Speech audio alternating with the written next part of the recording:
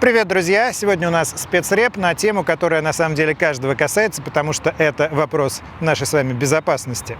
Буквально на днях правительство одобрило концепцию развития уголовно-исправительной системы. И помимо всяких гуманизирующих вещей, типа дальнейшего сокращения количества заключенных, улучшения условий содержания в СИЗО, там говорится о том, что в России появится институт пробации, который существует во многих странах. В Америке, например, он действует довольно давно. Там пробация – это когда человек совершает преступление и не попадает за решетку, а попадает под очень жесткий надзор. Что-то типа нашего условного срока, но с совершенно другим контролем.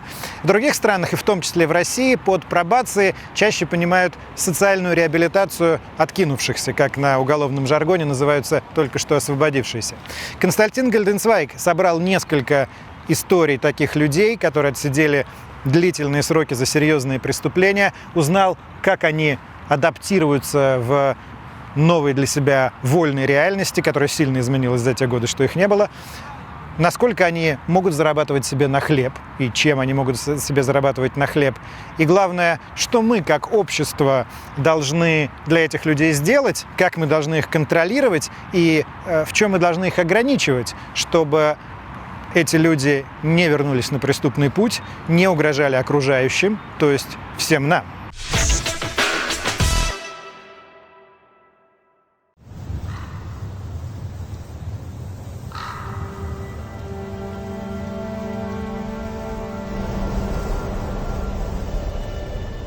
Я не хотел, чтобы брату, я как бы все на себя взял, просто сказал ей, это я убил всех.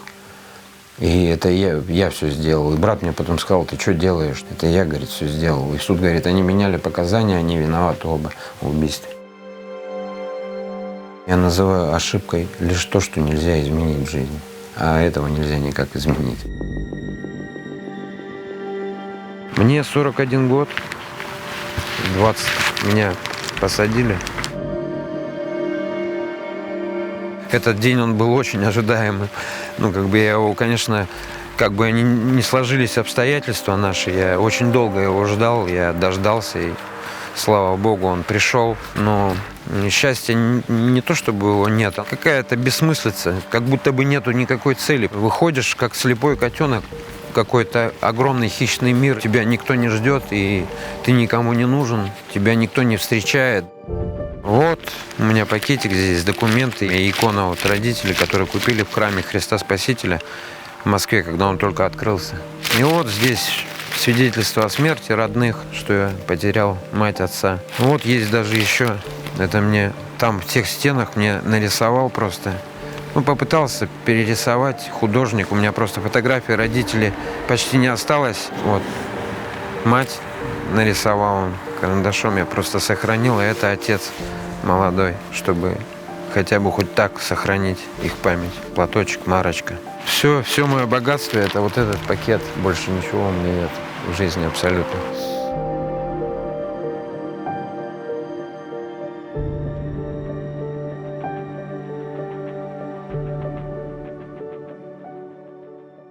Мы на севере России, под Сыктывкаром, отсидевший здесь же больше половины своей жизни. Не только сейчас, этой весной, вышедший на свободу 40-летний Артем. Не единственный из героев этой истории, кто свой первый жизненный опыт получал в бурные 90-е.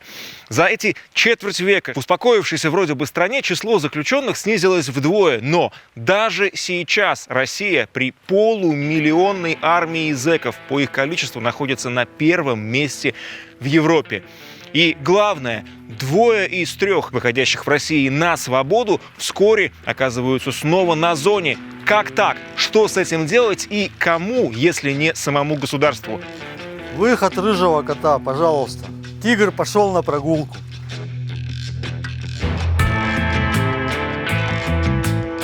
Я первое, что украл, это вот с этого садика зонтик у воспитательницы. Он показывает, их чиновников принимает. Я говорю, куда им столько денег там? Гараж у него показывает, у него пол гаража мешков денег. Он делать их туда, куда? У него пол гаража денег лежит мешками.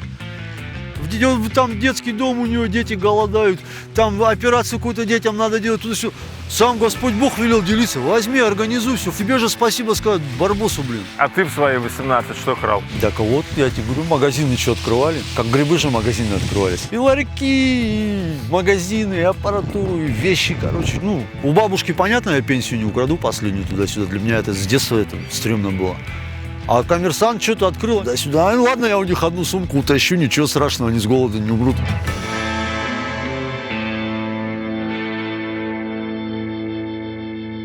А как из этого 23 года получилось?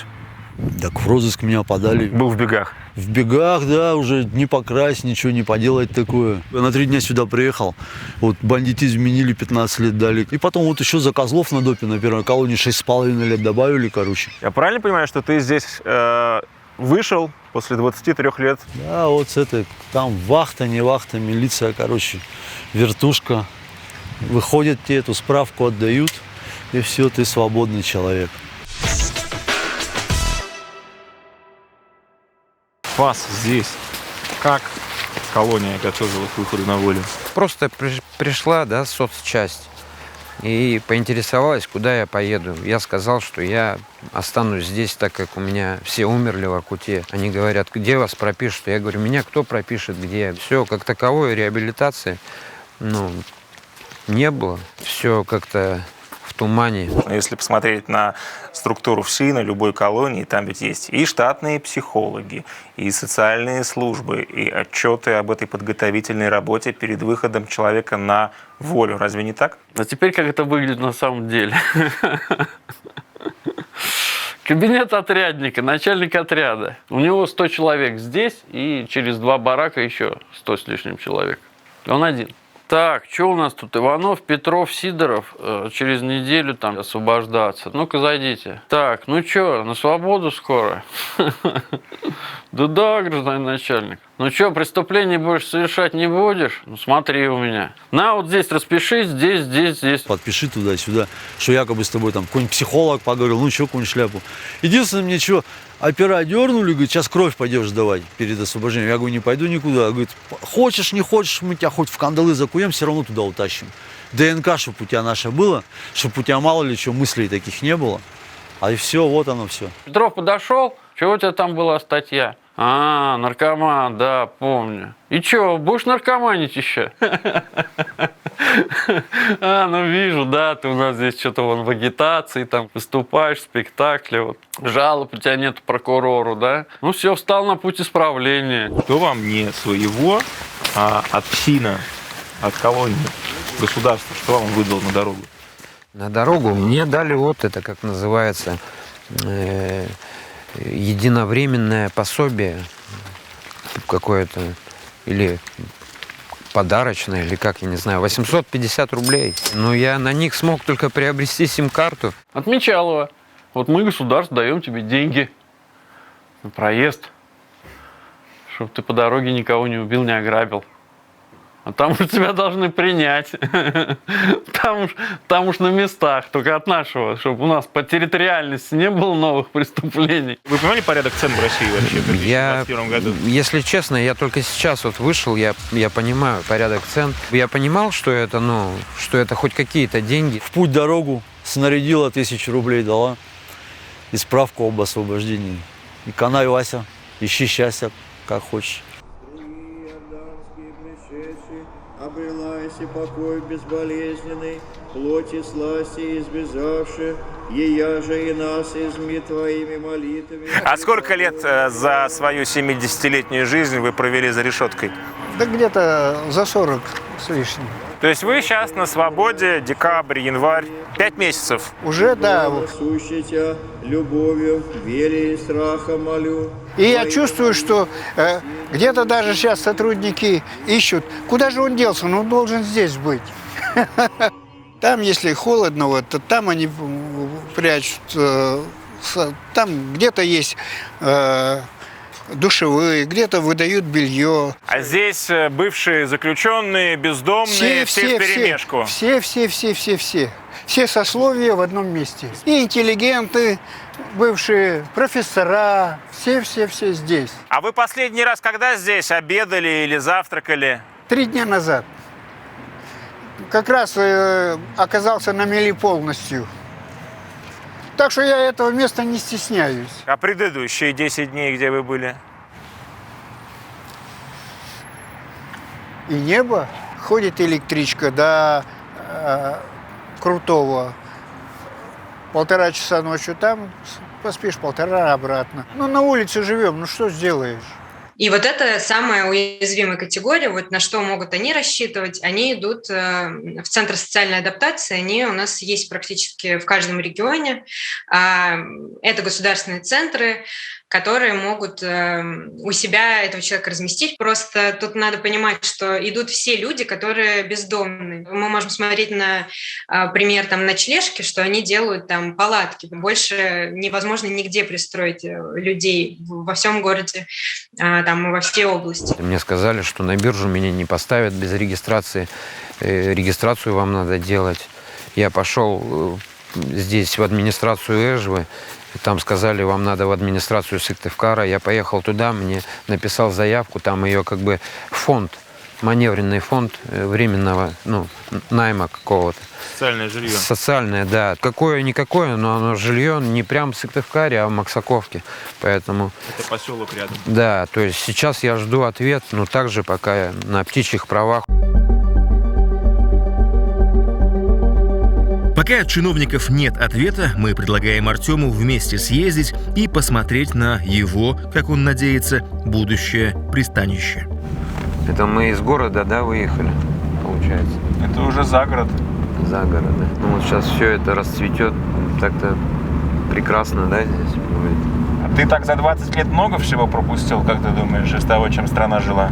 Да я все пропустил. Я знаю, что Ельцин умер, знаю, что у Горбачева жена умерла. Что президентом был Путин, знаешь? Да, конечно. Что НТВ больше нет, старого тоже знаешь? Нет, не знал. Сейчас я помню, совсем это другой. был самый такой серьезный телеканал. Про Нордост. Это кинотеатр, да, в Москве был такой. Что айфоны в мире появились, знаешь? Айфоны. Мне надо научиться в простом хотя бы телефоне разбираться. Кризис финансовый. 2008. У меня был всегда кризис финансовый. Ты слышал, что война с Грузией была? На самом деле нет, я вот это, момент я упустил. В Украине, да, это слышал, потому что по сей день какие-то отголоски там. Про беженцев в Европе что-то слышал, нет? Про беженцев я, можно сказать, не слышал. Про Навального слышал что-то? Я, если честно, очень плохо знаком и знаю просто об этом человеке. Про протесты что-то слышал в стране? Только так, если из вестей где-то. Ну, в основном я не про кризис слышал протесты, а и в основном про Европу. А у нас на нашей земле большой... Новостей нет. Да, говорят, что все спокойно.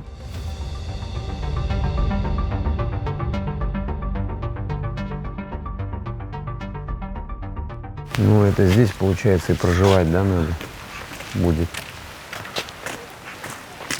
Ну, не близко. Не близко, да, очень далеко. Пешком, что ли? 8 километров от города. Ну, надо где-то на что-то это. Надо же жить на что-то здесь будет, в этом доме. Да. А там, наверное, пустые стены.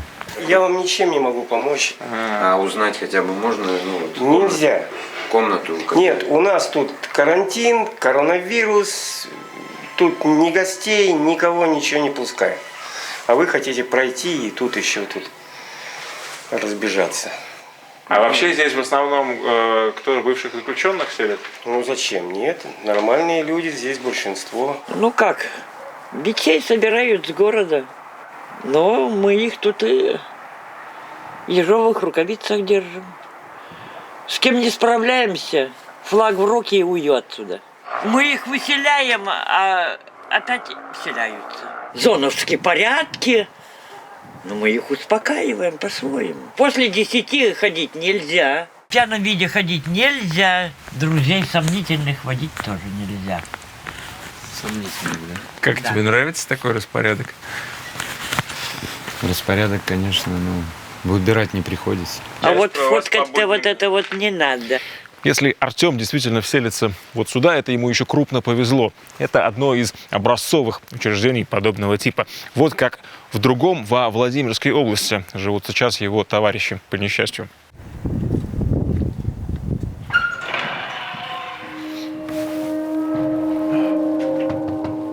Здрасте. Кто-нибудь есть? Есть кто-нибудь? В это место в городе Кольчугино мы угодили случайно. В марте через дорогу от общежития на Воле в образцовом, только что отремонтированном СИЗО сидел Алексей Навальный.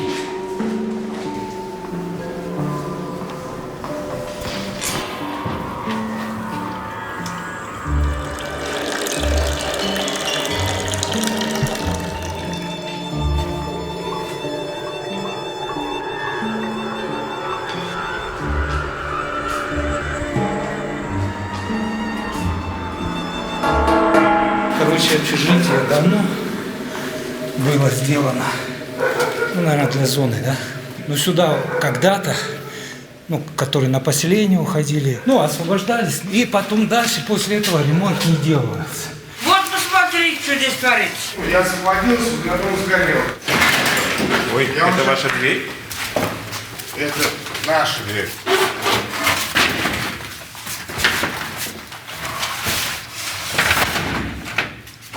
Вот соседка у меня сгорела. Заходите. Вот это мне выдали. Можно здесь жить? Просто выдали, дали кто, простите? Администрация города. У меня сгорел дом. Там барак был, он сгорел. Я обратился из тюрьмы, я говорю, мне освобождаться некуда. Сгорел он, пока вы сидели? Да. Вот. И мне выдали вот эту комнату. И как тут может жить? Ладно, черт с ними, мебель, это не главное. Здесь света нет. Нигде здесь света нет. Вообще нет нигде. Тут полэтажа без света сидит. Ну и вот как людям здесь жить? Ни свету, ничего нет. В туалеты в ведра ходим, потом выливаем. Это как? Есть лагерь, барак за колючкой, а это тот же самый барак, только на свободе. Все те же разговоры, да, там чифер, мифер, калорифер, карты, марты. Но не так это должно работать. И принципиальное отличие вот именно французского опыта в том, что они каждого заключенного стараются поместить именно в ту среду, где принципиально нет рядом ни одного бывшего заключенного. Вот комната из 4-5 человек, да и вообще хостел. Студент живет. В его же комнате, да, водитель, да, дальнобойщик. А вы уверены, что всякий российский дальнобойщик или всякий российский студент согласится соседствовать с зэком, только что вышедшим? Подождите, у нас же полстраны сидевших. Здесь поживите недельку. Я вам экстриму обещаю. Тут ночью спать невозможно. Милиция ходит, она как к себе домой. Раз по два на день. Короче, отъебитесь Тропический рай на Карибах стал адом в эти минуты нам. Здравствуй, родной брат. С первых строк хочу сказать, чтоб ты не переживал. Я освободился, и я сейчас свободен. Это очень радостная весть. Но сейчас встало много проблем, которые хочу по мере возможности решать. Все получается, но очень медленно. Брат, я пока временно проживаю в городе Сыктывкар, Вэжли. Напиши, как твое здоровье. Брат, я тебя жду, люблю, обнимаю. Пиши, родной, жду.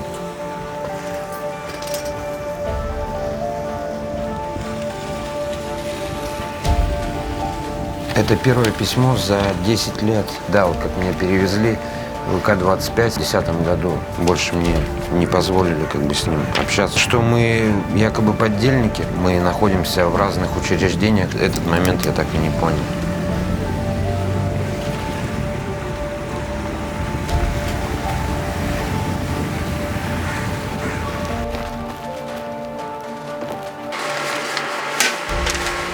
Все. Еще одна важная ступень сделана. Понимаете, в сравнении с Европой, ну, у нас и преступлений больше, чем там. Но основная проблема как раз-таки в России в том, что если в Европе 80% осуждалось к лишению свободы на срок до 1 года, то есть у нас, наоборот, 80% сидит на срок больше 1 года. Связи социальные утрачиваются. Это основная проблема, потому что человек утрачивает социальные связи, он утрачивает вот эти навыки жизни в обществе. У нас в 96-м году, когда принимали действующий уголовный кодекс, в него заложили прекрасный вид наказания – арест. Предполагалось, что человека вкидывают, условно говоря, на 1, 2, 3 месяца, там, условно говоря, в одиночную камеру, и вот он за счет вот этой шоковой терапии должен это переосмыслить, понять и продумать. Почему она не осуществлена? Официальной причины — денег нет. Ну, то есть это надо построить специальные арестные дома с камерным содержанием. А если я правильно помню, там бюджет ФСИН сопоставим с бюджетом высшего образования, всего высшего образования в России. Ведь говорят, лучше спать под забором, чем в хорошем бараке, на 2 матрасах, на белых простынях. Так лучше под забором. Вы самое долгое были на свободе между ходками? С 15-го года практически по 18-й. 3 года вы были на свободе, это самое длинное. Вот это факт. В свое время я написала о первом осужденном, который освободился из колонии для пожизненно осужденных «Полярная сова».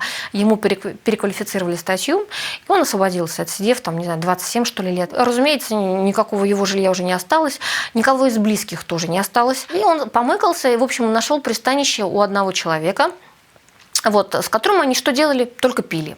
И, в общем, в итоге в очередной пьянке он его зарезал. Вот, собственно, так и кончилась история о первом пожизненно осужденном, который освободился. Все бывшие заключенные, с которыми мы пообщались, сходятся в одном. Удастся или нет пустить корни в этой новой жизни на воле, зависит от того, встретят ли тебя тут, за забором колонии, близкие. Анна, жена Александра, мужа здесь, в Ярославской области, ждала 13 лет. Ой, ты не знал. А, жопой, то есть. Ты вчера... У тебя обзора не будет, то есть страшного.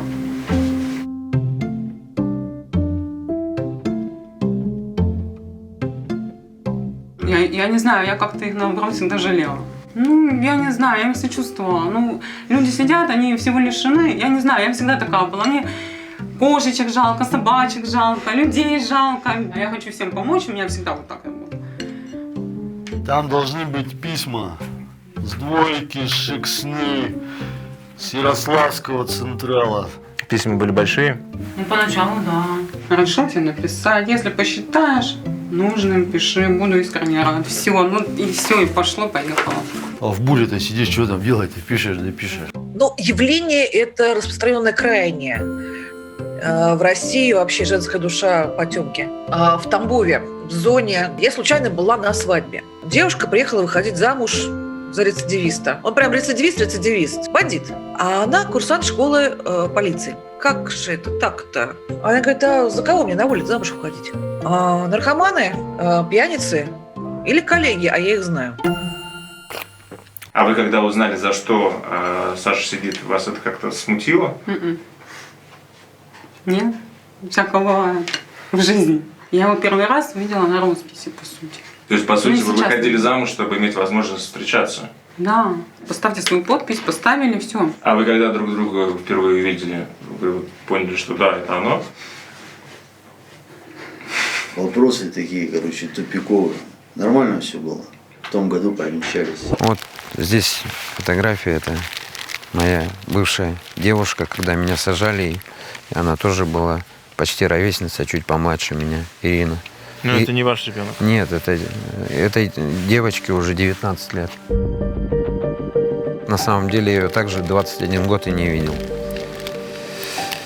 Она меня хотела ждать, я просто в жизни, знаете, как бы я очень любил этого человека, и я сделал так, чтобы этот человек не сломал себе судьбу. Я ей сказал, что я изменил ей просто, чтобы как-то разрушить. А как еще человеку сохранить егоную жизнь, судьбу? Надо было как-то радикально поступить. Сейчас вы расплатились тем, что вышли в никуда, и у вас никого нет. Расплатился тем, да, когда просто, понимаешь, в жизни уже не на кого надеяться, кроме как Бога. Просто слепо веришь. Находятся какие-то внутренние источники. Исповедался, вот я где-то 2 недели назад и причастился. Как одно с другим вяжется? Убийца, бандит, кражи, ограбления и вера в Бога. Тут вопрос интересный. Первым в рай пошел разбойник, убийца. И Господь самым первым сказал: сегодня же будешь со мной в раю. Помимо Бога, надеются бывшие зэки в России разве что на поддержку верующих и неравнодушных. Матушка Фатинья в Подмосковье, в миру Светлана, свой дом превратила в склад еды и одежды. Так, Эдик, солнце мое, держи-ка. Вот тебе раз, тебя и для ребят. Смотри, сколько. Это ж костюмные. Ну, спасибо, слушайте, матушка. За консервацией, когда попозже подъедете. Хорошо, это отдельно. Спасибо вам большое. Спасибо, Господи. Давай, мы не пропадайте. Мы его не будем снимать, если он не хочет. Мы просто посмотреть обстановку, ну, как живут, кухню, это все, больше ничего. Это Эдик Михайлов. Нам его люди знающие представили как бывшего киллера Курганской ОПГ. Ну, он уже отсидел, это все в прошлом, а сейчас он, как признается сам, точно так же помогает бывшим заключенным. О, Эдуард, здрасте. Здрасте. Как вы поживаете? Да, замечательно вообще. У меня сегодня план съездить взять вещи для работяг. А работяги это кто? Ну, это называют рабочим домом, рабочими домами. Вообще это бизнес-структура, конечно. Точных мест не будет, это я тебе отвечаю. Если я берусь, значит, как бы с меня спрос. Это рабочий дом, а правильно организация, помогающая адаптации граждан. Вы просили, чтобы географию мы не уточняли, мы где-то сейчас находимся в Московской области. Да, да. А вообще, где мы юридически? Это частный дом. Люди оказываются на улице, наши люди им предлагают помощь, от нас жилье, питание, хорошее питание, подчеркиваю, заработать деньги на билет, чтобы уехать домой. Вот, смотрите. Это комната, ну сколько, метров, наверное, 15-12, да? Ну да, получается 8 человек. Человек приезжает к стенке, получается. Ну, жизненными обстоятельствами, к сожалению, так. Мы хоть что-то, но предоставляем. Но бывает, люди оказываются здесь на год. Ему же не на улице, лучше уже здесь. Это было на Ярославском вокзале, и ко мне подошел волонтер, а я как раз стоял и думал, куда же мне податься с распухшими ногами. Они говорят очень правильно, жилье работа интересует, они не используют отрицательных приставок, все по НЛП. Я, видимо, паузу небольшую выдержал. И он уже понял, что я его клиент. На утро я пошел на работу с мужиками, с такими же. Рыть траншею где-то в центре Москвы. Вы получаете деньги за свою работу? Да. Это зарплата или это как? Какая там это как копейки? 700 рублей, что это, деньги что ли или что? 700 рублей за что? За день? Да. Василий, вы Александру помогли найти эту работу? Ну, плохую работу. Практически я ему сунул туда, где можно сгореть. А куда нормально? Без документов?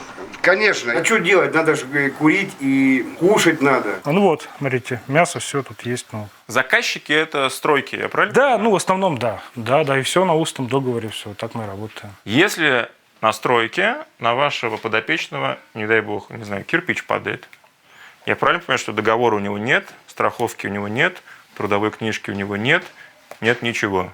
Ну да. А как вы защищаетесь от юридических последствий? Да как защищаемся? Ну, все нормально у нас. Всегда договариваемся. В это сложно поверить, но такой расклад. Койка в комнате на 8, 500 рублей в день за работу на стройке для вчерашнего заключенного в России, может быть, еще даже неплохо. В абсолютном большинстве других работных домов, а их только в Москве и Подмосковье за последние годы появилось более 1000, и попробуй там так поснимай, речь о совсем иных условиях. Деньги за работу, разумеется, не платят, документы чаще всего у вас забирают, и попробуй сбеги. То есть выходит, что заключенный тюрьму меняет на рабство. Вызволяют из него по всей России в одной единственной некоммерческой организации. Она находится здесь, в Москве, и называется «Альтернатива». Обман людей, нелегальная деятельность, ну и незаконное удержание этих людей. Это явление появилось, наверное, лет 10 назад. Сейчас их стало там в сотни раз больше. Большое количество мигрантов сейчас уехало из России. А дешевая рабочая сила нужно все это на виду у сотрудников полиции, у каких-то местных властей, которые, в принципе, не против того, чтобы туда собирали вот этих вот личностей. Да, они же будут по улице ходить, эти люди. А так они в доме, хоть под каким-то контролем.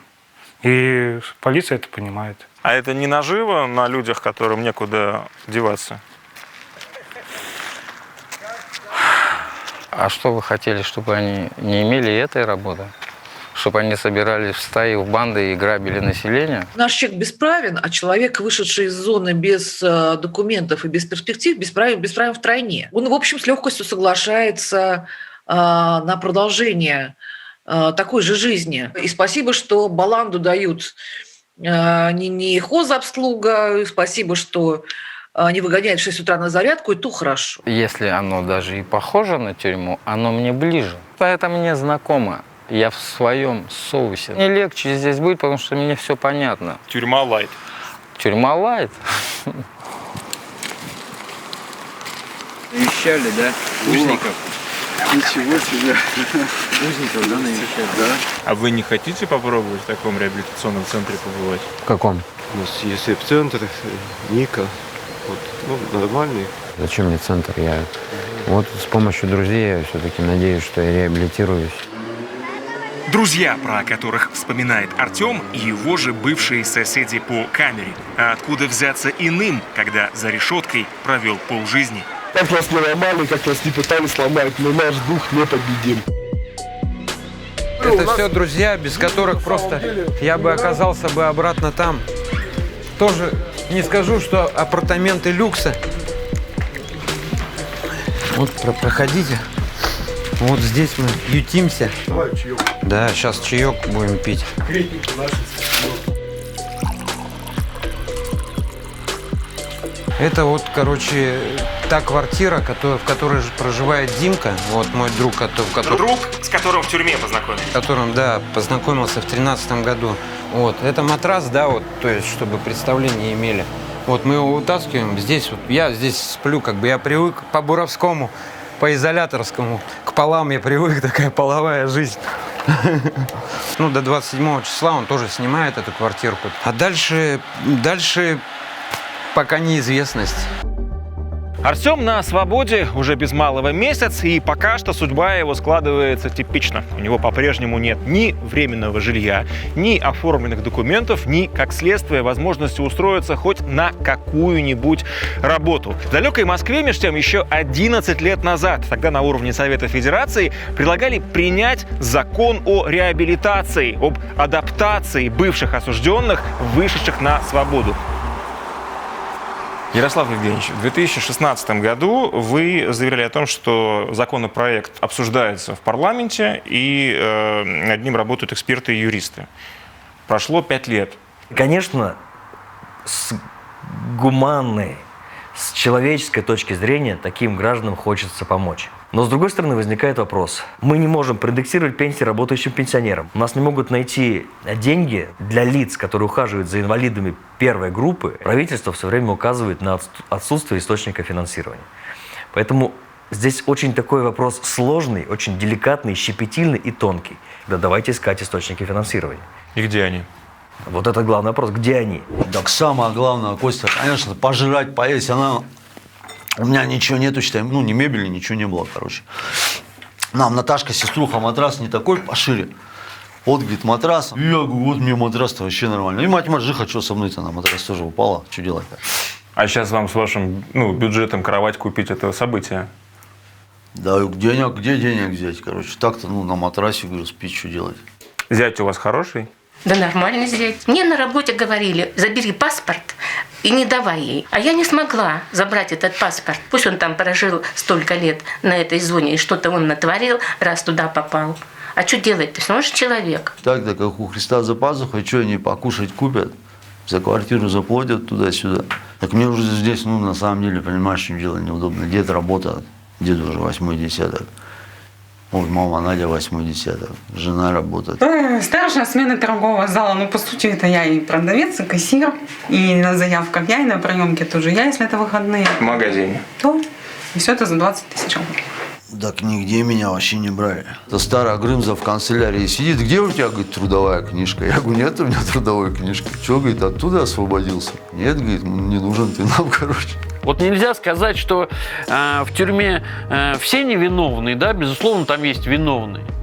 Но начать после освобождения жизнь с чистого листа, уверяю вас, хочет каждый. Ты родился в стране свободы, где человек человеку друг, брат и товарищ. Вот все мои документы, начиная с того, как мне дали имя. Вот аттестат о среднем образовании. Оказывается, не так плохо я учился. История, география и французский. Тройка, остальное все четверки. Свободной жизни готов. Все документы в порядке. Вот здесь бедолаги трудятся. Еще пройти надо умереть. Саша Король в родной Ярославской области более года не мог устроиться на работу. Конкретно здесь затопило все. Здравствуйте, люди добрые! А где Шуба-то? Здорово, братан. А что, ты меня не узнал, что ли? Его другу Диме Шубе подфартило. Он и еще несколько бывших сидельцев трудятся на местной лесопилке, разумеется, в черную. Официально бывшего зэка в России даже с пропиской, скорее всего, никуда не возьмут.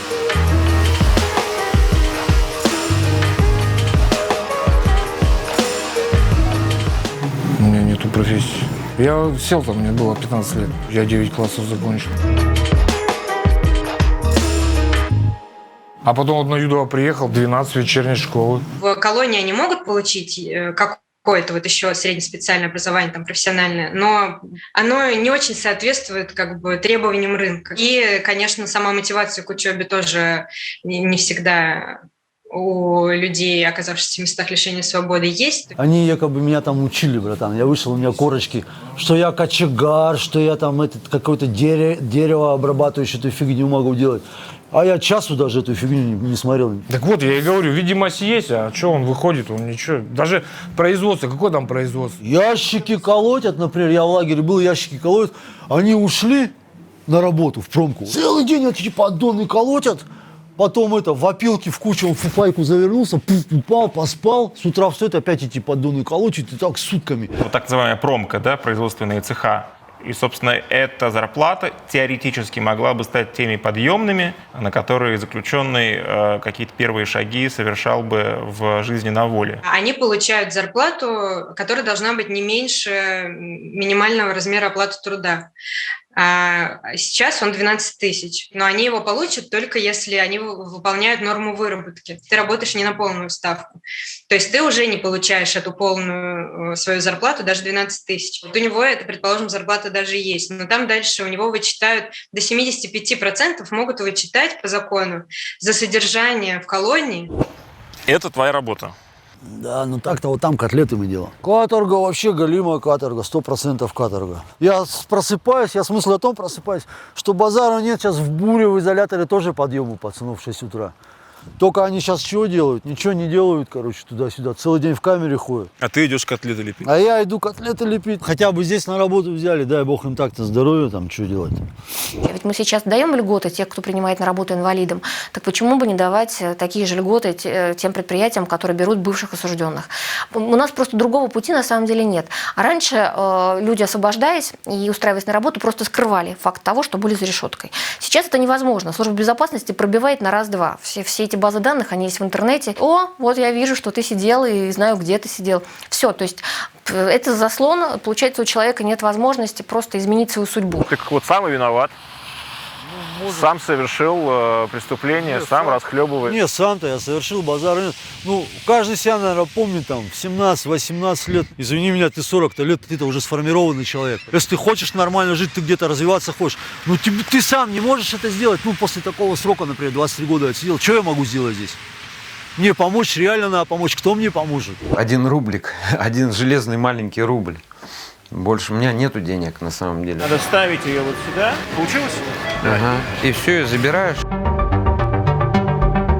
Мне кажется, сейчас я напоминаю, наверное, первобытного человека, да? Только без топора. Ничего себе.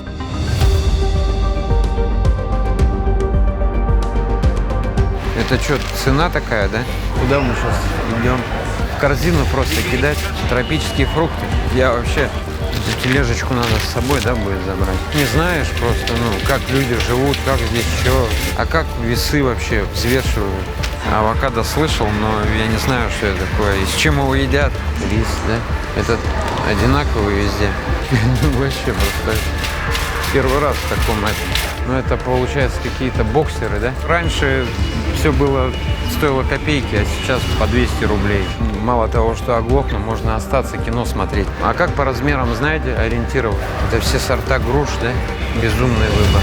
Вот в этом вопрос, М или С. Как только человек сидит больше 7 лет, все, у него начинаются изменения серьезные в психике, и он зачастую не способен вернуться к обычной жизни.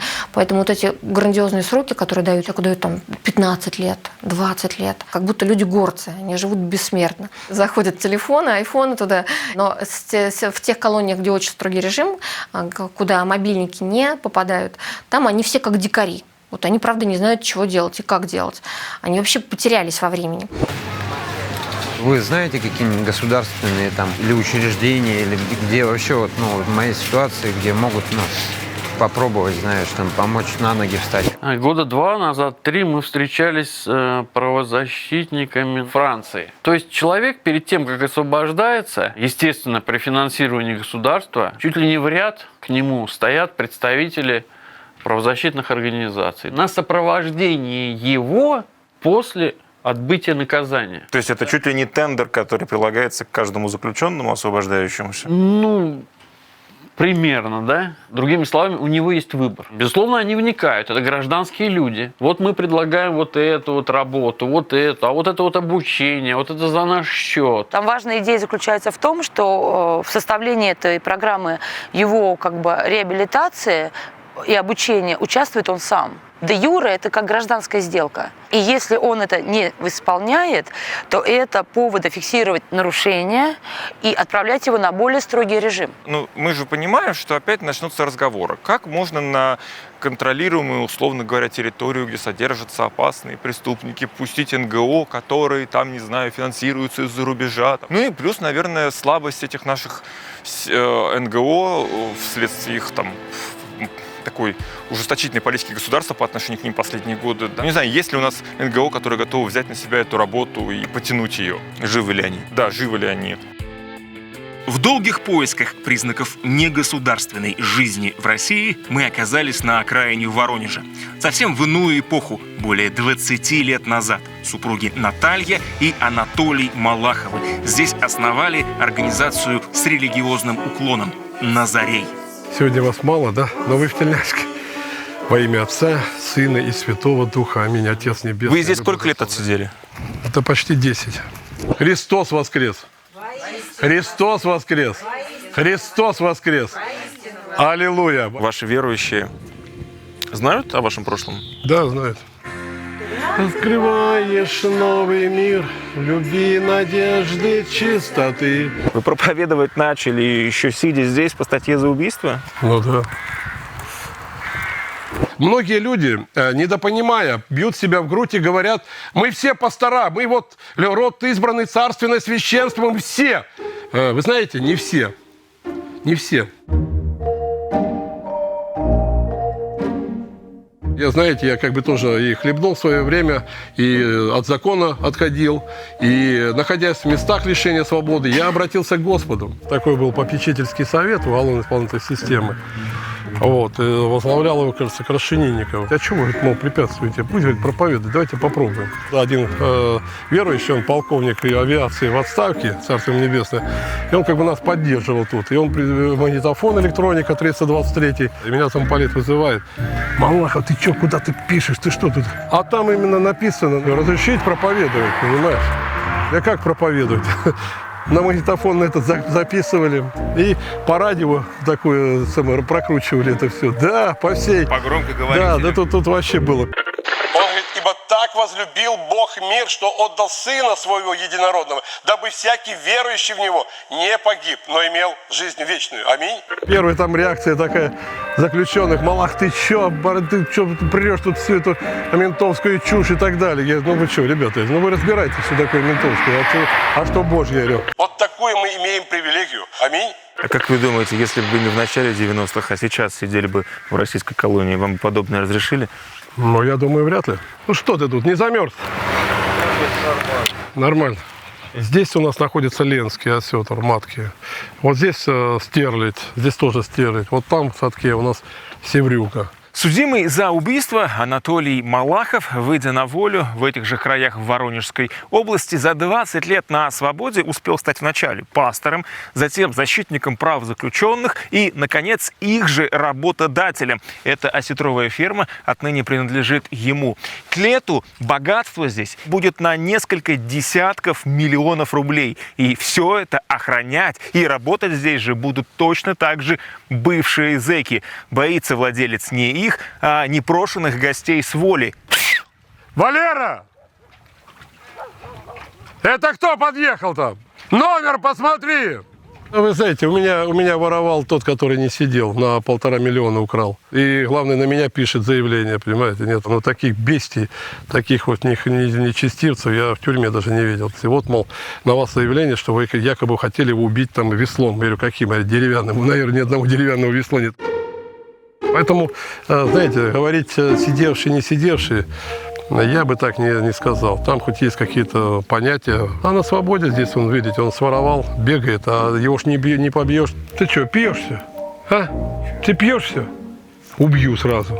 И вы это хозяйство бывшим вот. зэкам доверяете? Ну, а почему нет? Ну что, да они люди такие, ну что вы, правда. Ну тогда что вы со мной стоите рядом? Не боитесь меня? Это Асмодей, исчадие ада. Смотришь, на следующий день он напился. Вы понимаете, тут нужна твердая мужская рука. И это супруг. Это супруг. Как он, знаете, как говорит, святым кулаком по грешной морде. Бывший уголовник, и этот менталитет его не покидает по сей день. Вот среди вот этих жителей, вот, реабилитанты, они его боятся. Да, про их методы тут говорят разное, но правда и в том, что за 20 лет в центре, как умели, поддержали более чем 10 тысяч освободившихся. Других подобных организаций в городе нет, а эту с подачи местной прокуратуры и с согласия мэрии сейчас выселяют. Повод для спора – само здание, принадлежащее городу. Но это, как уверяют супруги Малаховы, лишь повод. Вот мы тут находимся, вот на чемоданах. Все, полностью мы отсюда съезжаем. Вера Михайловна, привет! Привет! Это мой дом. 7-й год уже здесь. 6 лет. Город-то больше миллиона. А ведь не только пришедших из мест лишения. Им нужен приют. Государственного нет ничего? Ничего абсолютно, никому это не нужно. А вы, человек без тюремного опыта, как-то не чурались? Я даже никогда не спрашиваю, когда сюда приходят, какие у них статьи. Места были, принимали всех. И с палочками, и без палочек никому не отказывали. Как вот люди не понимают. Это ночлежка? Это общежитие? Нет, зачем? Вот оно, смотрите, у нас социальное бюро, вот этот принцип, мы, который отрабатывали с ООНовской программой, это и питание, и ночлежка, и трудоустройство, и психологическое, и юридическое. То есть мы стараемся людей мотивировать, даже талоны дает им, выписывает руководитель, они идут туда, делают отметку, что они пришли, прошли флюорографию, приносят ее назад. То есть, по сути, это работа с детьми в каком-то смысле? Ну, а так она и есть. Вы понимаете, что за руку? Вот он берешь его, ведешь туда, я не пойду больше, не хочу. Я-то понимаю это все. Пока была председателем МНК, я помню, писала в Москву, что нам надо то-то, то-то, то-то, там вот. И знаете, какой ответ был? Наталья Викторовна, чтобы все это изменить, вам надо быть минимум президентом. Со всеми мы выстроили такие хорошие, добрые взаимоотношения. А вот одним махом раз это все это перечеркнули. Почему вы больше не состоите в ОНК? Потому что вот эта ситуация с сыном у нас была. А с сыном что случилось? Ну, не хочется мне. То, всё что его это. осудили по наркотикам. Да, вот это все. Частный конфликт супругов Малаховых и местной власти совпал с большими веяниями из Москвы. Вместо совместной работы с общественными организациями, ряд из них, кстати, уже иноагенты, государство берется самостоятельно заниматься судьбой бывших зэков. Объявлено, пока что это проект о создании по стране сети центров пробации под началом Минюста и службы исполнения наказаний. Мы рассчитали, что было бы круто, если бы система пробации она появилась на базе все-таки ФСИН, Федеральной службы исполнения наказания. И для этого предполагается обучить большое количество сотрудников по специальной программе. Мы даже подсчитали, что им потребуется 500 часов где-то такого образования. Но будет в первую очередь нацелено на то, чтобы вот человеколюбие развивать, чтобы они знали, за какие там ниточки, да, на какие кнопки нажимать, чтобы в нем пробуждать человека. В Штатах институт пробации был запущен еще, если не ошибаюсь, в первой половине 19 века. Был такой замечательный сапожник Джон Августус из Бостона, который однажды предложил местному судье отдать ему пьяницу, алкоголика и дебошира на перевоспитание. И это стало таким классным примером, который оказался заразительным. И в 1925 году в Штатах уже был принят закон о пробации, по которому, собственно говоря, судьи уже имели право запускать систему исправления заключенных, заменяя им приговор на некие исправительные работы, участие в общественных работах, но уже на свободе. Да? Система пробации, она как раз под это и была придумана, чтобы человек не терял связь с окружающим миром, а наоборот продолжал реализовываться и исправляться, продолжая пробовать этот окружающий мир на ощупь. В Штатах, на родине пробации, эту сложную науку отлаживают с переменным успехом около века.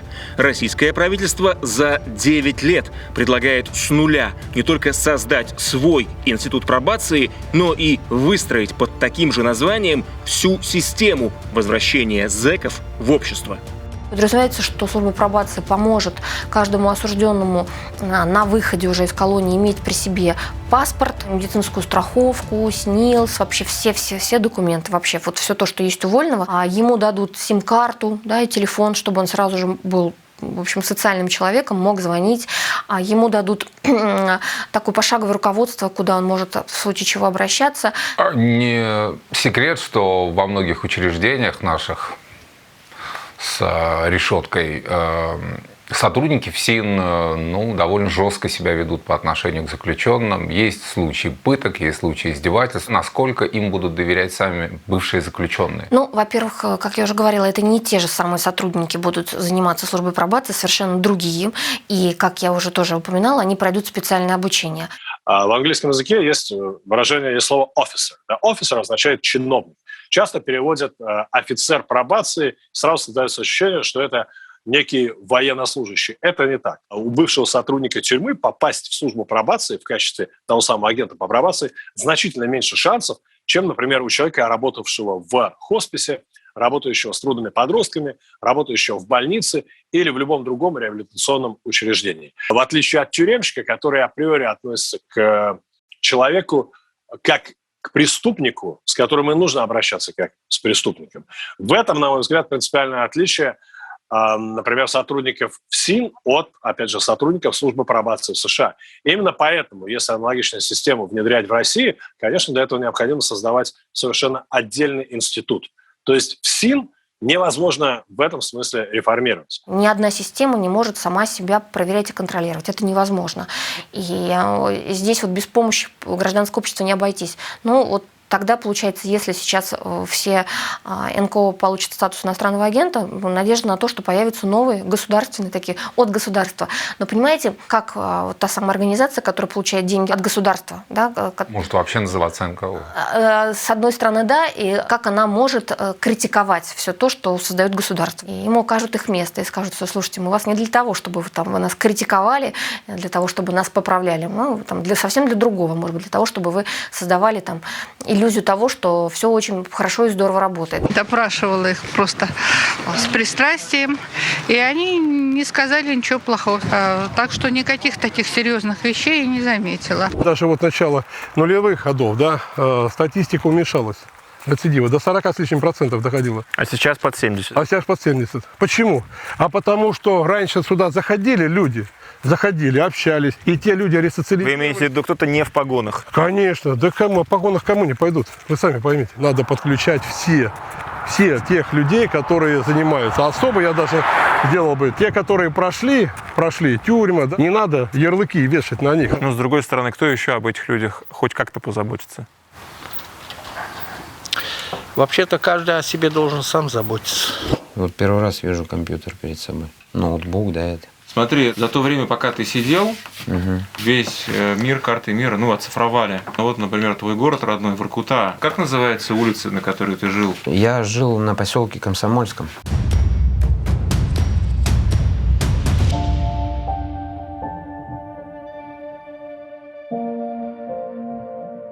Вот этот дом, где я жил. Видите, у него даже крыши нет. Вот здесь вот именно. Где крыша была, вот здесь вот квартира была наша. Поселок умер, здесь дома были, здесь все снесли. Вот это дом пионера. Я самолетики собирал, даже выигрывал первое место на кроссинг. Последний раз, когда с мамой разговаривал перед смертью, да, я говорю: мамуль, скажи мне, пожалуйста, ты в жизни прожила свою счастливо? Я, говорит, не жалею, что жизнь моя прошла так. Я, говорит, счастлива. Я бы не хотела ничего в своей жизни поменять. Вот здесь вот где-то она похоронена. А сейчас вам обидно, что вроде как на свободе, но съездить в родной город не можешь? Да, там кости предков. Я ждал этого очень долго, так же, как они ждали. Я сяду на поезд, доберусь до Воркуты и приду, и буду там. Разрешили, Артем? Сказали нет, мне надо обращаться к начальнику. А так говорят, что мне выезд запрещен. Говорит, это решение суда. То, с чем столкнулся, застряв в чужом городе, Артем ежегодно познает на себе еще десятки тысяч формально освободившихся. В 2011 в России был принят закон об административном надзоре за тяжкие преступления на воле, частые нарушения порядка в тюрьме. Уже отсидевший получает в каком-то смысле еще один срок. На усмотрение суда ему может быть запрещено посещать общественные места, выходить после 10 из дома и вообще в любое время суток покидать свой город. Если дважды тебе зафиксируют нарушение этого надзора, то ты дальше можешь уехать обратно в колонию.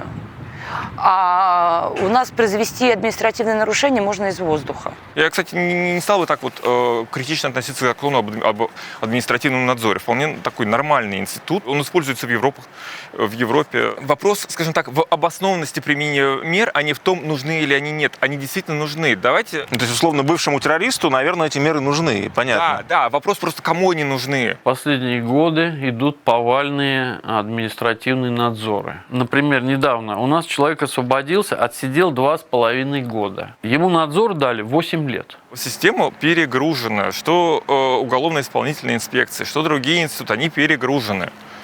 И вот, соответственно, просто проще грести всех под одну гребенку. А вы давайте, раз совершили, то вот вам и разбирайтесь сами. Я в первую очередь хотел все-таки при первой же возможности навестить родителей. Ухаживать за могилкой за ней надо.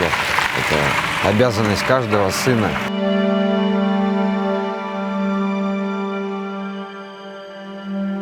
Хочется просто, чтобы все было по-человечески, да? Зачем человека унижать? Просто унижать и оскорблять его достоинство.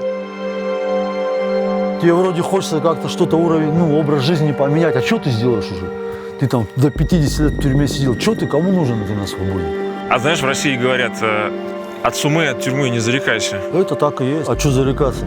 Я знаю эту судебную систему, только судья посмотрит подноготню мою. Скажет, ты чего-то на свободе-то долго, уж больно задержался-то. Отправят тебя всегда с почестями. Выпускают уже, да, уже все, ты уже не интересен, ты, в принципе, уже работа сделана.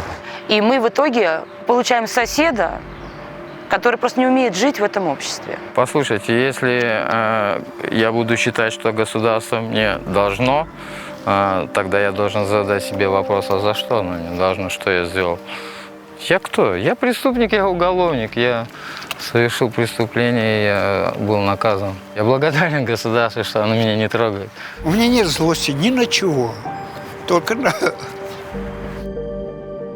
Я просто понимаю, что я там чужой, я лишний. Как будто высохший колодец. Чуть еле видно свет небес. На дне его седой младенец. В ту глубину он сам залез. Его метала жизнь по кругу. От неудач одних, потерь. Он стал никем своему другу. Друг одиночества теперь. На дне колодца горечь чаша. Боль, помолившись, призвала, сказав, что это совесть наша. И вверх взметнули два крыла.